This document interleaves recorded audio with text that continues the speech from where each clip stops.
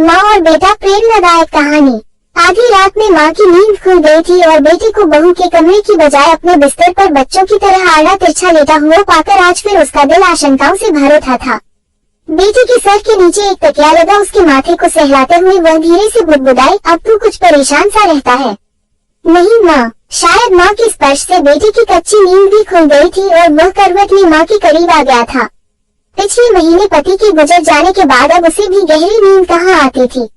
रातें तो यूं ही आंखें मूंद हल्की झपकियों में ही कट रही थी, ऊपर से बेटे की यह बेचैनी।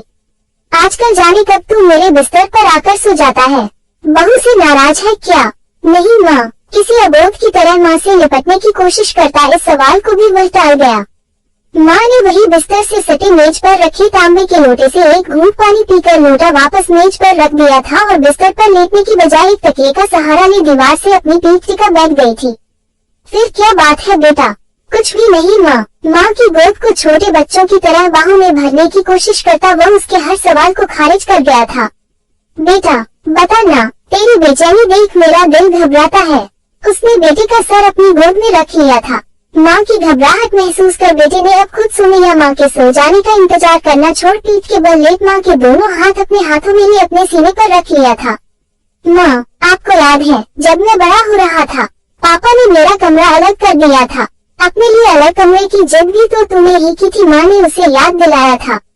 हाँ, लेकिन तब आप मेरे सो जाने के बाद उस कमरे में आकर मेरे माथे को सहलाती अक्सर मेरे बिस्तर पर ही सो जाया करती थी और सुबह मुझे अपने बिस्तर पर पाकर तू अक्सर मुझसे एक सवाल पूछा करता था।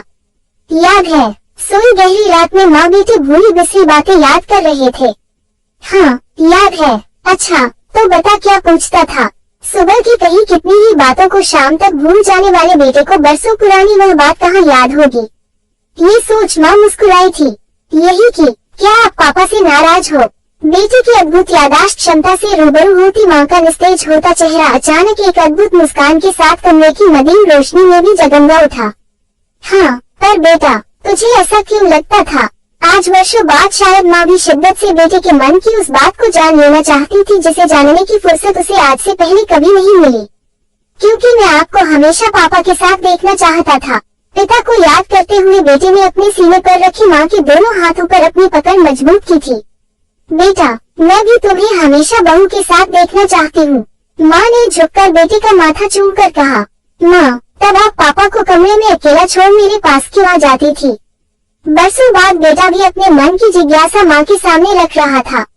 बेटा, डर लगता था कि अकेले कमरे में कहीं तू डर ना जाए। माँ, अब जब पापा नहीं रहे मुझे भी डर लगता है। क्यों बेटा? माँ अपने बेटे का डर जानने को अधीर हो उठी।